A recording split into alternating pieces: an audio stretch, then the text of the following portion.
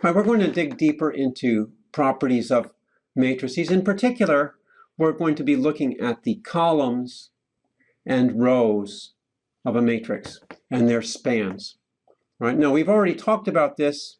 We've talked about the span of the columns of a set of matrices. We're going to do this a little more formally. And hopefully this will reinforce things that you already know. All right, so we call the column space of a matrix as the span of the columns. Okay. Now, something that we've already talked about is how do this span of the columns relate to linear systems? Okay. Well, here's two examples of systems. We had one system that was consistent, one that wasn't. Now, when you can find a solution to a equation ax equals b, if I find the solution ax equals b, for instance, here I have my solution vector b, and here's my x. This is for arch type D. Let's just see what it looks like.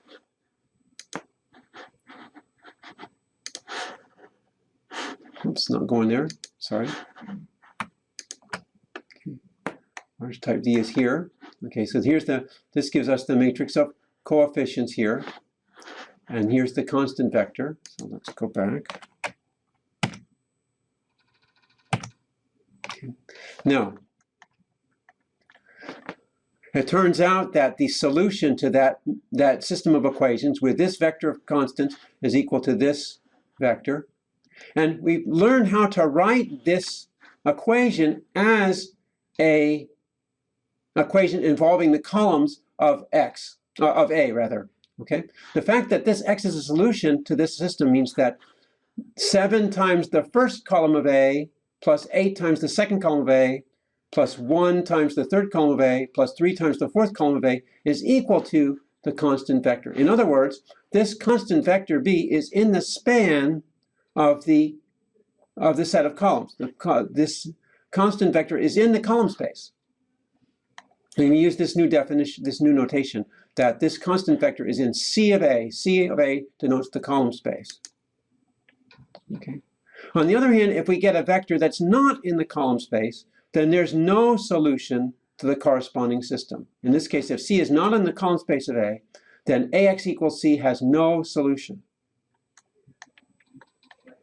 Okay, so that really summarizes this theorem here.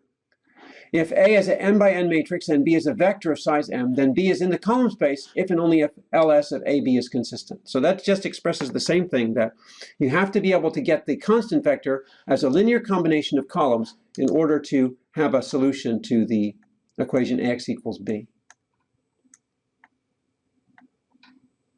Okay, so here, just saying in words what I just said again. Okay, different language, but it means the same thing.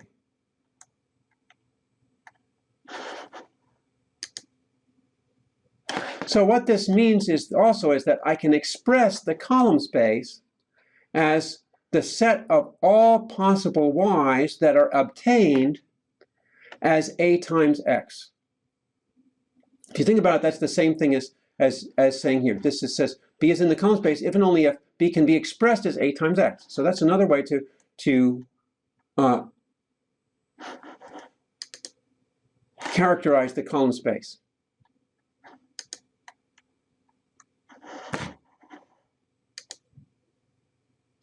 Okay, so for instance, if we want to show that this vector is in the column space of this, we just need to solve AX equals V. So you do that by forming the augmented matrix and seeing if you can find a solution.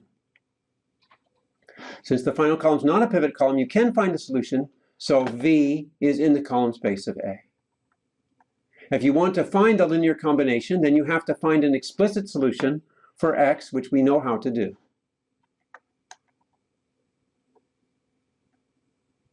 Okay.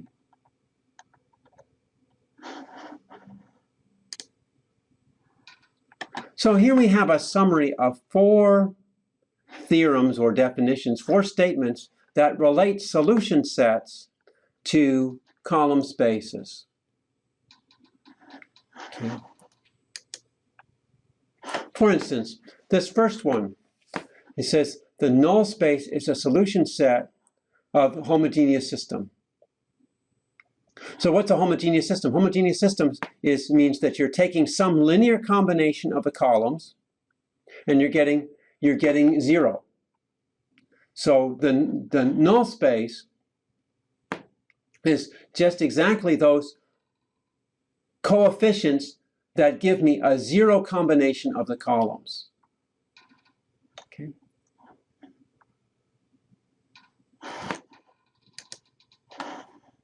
All right, second of all, if I want to show that a vector is in the span of a set of vectors, and this theorem shows me that all I need to do is set up the augmented matrix and solve that equation. Okay, we just saw that. Okay, this one says that if I represent an equation as AX equals B, I can find X as A inverse times B. And this one says that if I have a vector in the column space, and I call that B, then AX equals B can find a solution. So all of these relate solutions to column spaces.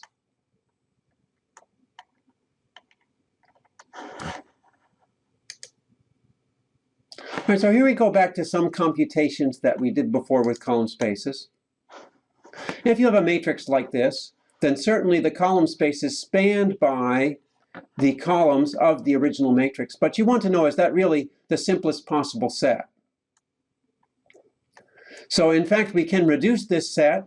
It turns out that we only need the pivot columns. Okay? When you row reduce, you have the first, third, fourth, and fifth column are pivot columns. Those are the only columns we need to span the column space. And that's basically what this says. That so let's read what it says. Let A is n by n matrix with these columns and B is row equivalent in reduced row echelon form with R non-zero rows. Let D be the indices for the pivot columns, and let T be the column vectors corresponding to those indices. Then these column vectors are linearly independent and they span the column space. Okay. All right, so let's look at an example.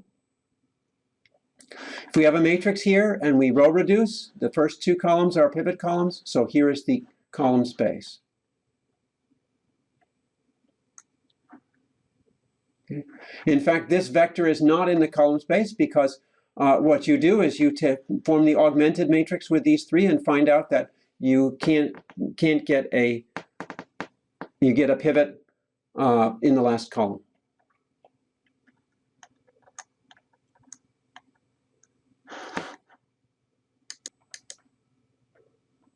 All right, so to further understand how column spaces work, we're going to revisit some other examples. Okay, consider this matrix, which turns out to row reduce to this matrix B.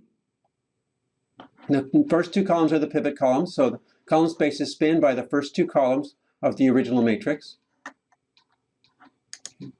Now, if you're thinking about solving the equation AX equals B, we know that this has a solution if and only if B is in the span of the column space.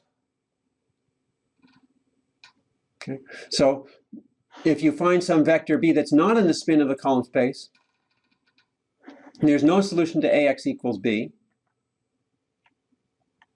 And what that means is there's no inverse, because if there's no inverse to A, because if there was an inverse to A, then you could find a solution to AX equals B.